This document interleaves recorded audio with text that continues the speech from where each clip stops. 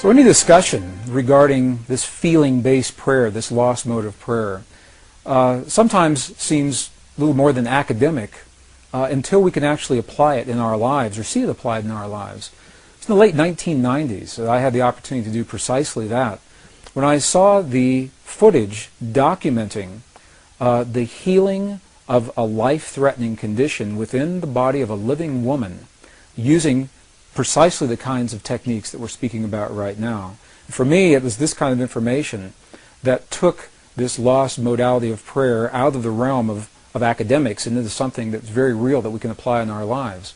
I had the opportunity during that time to see some video footage of the healing of a 3-inch diameter bladder cancer inside the body of a woman who, by Western medical standards, had been diagnosed inoperable. She had gone, as a last resort, to a medicineless hospital in Beijing, China.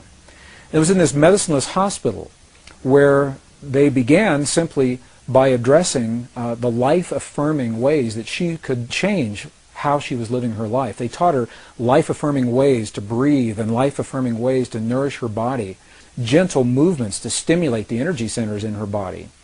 And as she was doing these and strengthening her body, at one point it made sense to undergo a process. Now I'd like to share this. I'd like to describe it to you as a very potent example of how the feeling world inside of our bodies has a direct effect, in this case a very graphic effect, on the world beyond our bodies. So in the video documentation, the film shows a woman lying on in a hospital room. She's fully awake, she's fully conscious, she believes in the process that's about to happen.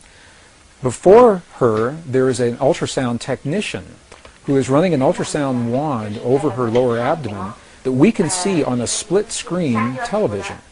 And on the left-hand side of the screen, they do a snapshot, a freeze frame of an instant in time for reference, so we can see what her condition looked like in that instant in time. On the right-hand side of the screen, we are able to watch real time as 3 practitioners stand behind her, working with the energy in her body and with the feelings in their bodies. And what they do is they begin to chant a word that to them they've agreed upon, that reinforces the feeling within them that she's already healed. The chant essentially says, already healed, already done. And as they begin to have this feeling and to say these words among themselves, on the computer screen, on the television screen, we can watch in real time this cancerous tumor as it disappears in less than 3 minutes real time. It's not like time-lapse on a documentary where you see a rose unfold in 30 seconds in something that normally takes days. This literally happens in less than 3 minutes.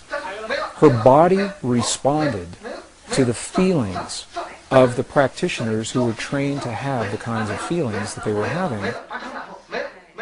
And all they were feeling was the feeling of what it feels like to be in the presence of a woman who is already healed, fully enabled, fully capacitated. They were not seeing her as a woman who was sick, and they weren't saying, bad cancer, you've got to go away. It's a very, very different way of thinking about things, and it's a very graphic example of precisely how this principle works. I had the opportunity to speak to the gentleman, Luke Chen, that actually created this film. And I asked him a question. I said, what if those 3 practitioners weren't there? I said, could this woman have done this? Could any of us do this on our own? And he smiled at me when I asked him the question. He said, Greg, in all probability, she probably could have done it alone.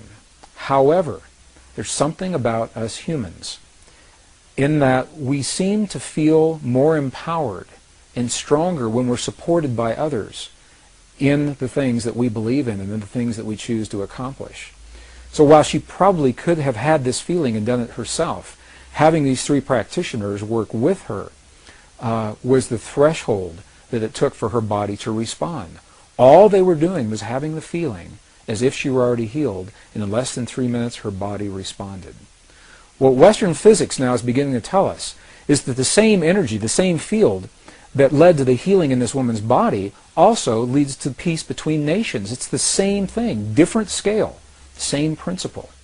And I've been involved in experiments where hundreds of thousands of people joined together through the World Wide Web. We were coordinated on the internet at a given hour of time, a window of time, when we were trained to feel the feelings of peace in our bodies during that time. And when we did that, statistically, what happened in events around the world, there were wartime events.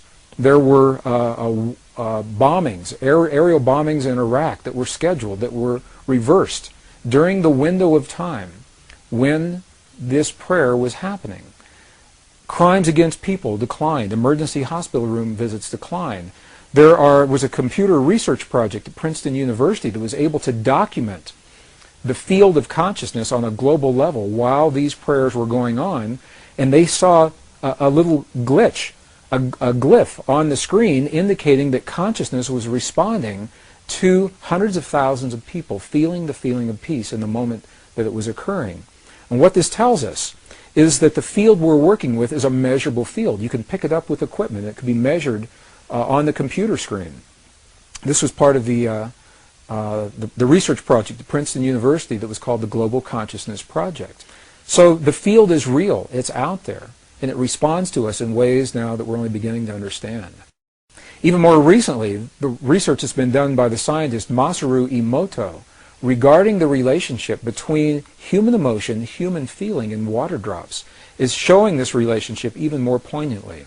What has happened is that these scientists, this particular research project, has discovered that droplets of water that make up over 70% of our world anyway and 70% of our bodies, that these droplets of water respond to human emotion, whether it is felt in the body or as it is actually written on labels that are placed onto vials of water, and the emotion of the researcher as the labels are being written and placed onto those vials.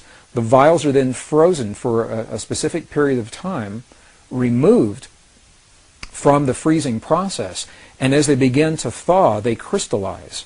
And the crystals are the telltale sign of what is happening with the emotion. For example, they've taken water, highly polluted, highly toxic water, from some of the most polluted dams in the center of Japan. This water has never been known to crystallize. They just can't get it to crystallize. And when you look at it under a microscope, what you see, it's a very muddy, very nebulous form. There's no symmetry. There's no crystalline structure whatsoever before the emotions are in place.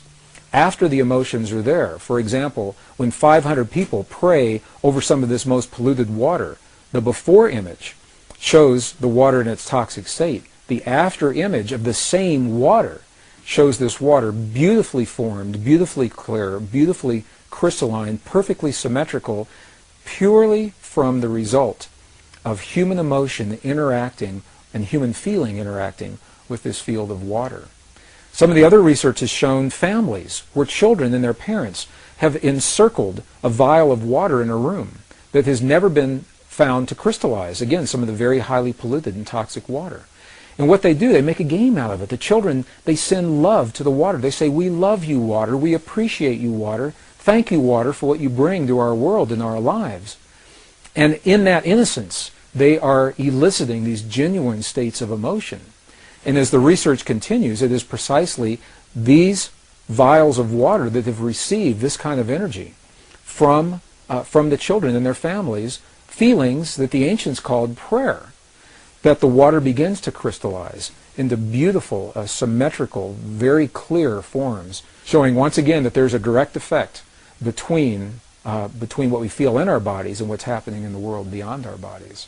And it's a beautiful, beautiful, very poignant example of how each of us has an opportunity to participate, not to control and manipulate, but rather participate in the events of our world, the events of our lives, our families, our communities, and our bodies through the field that links all in creation.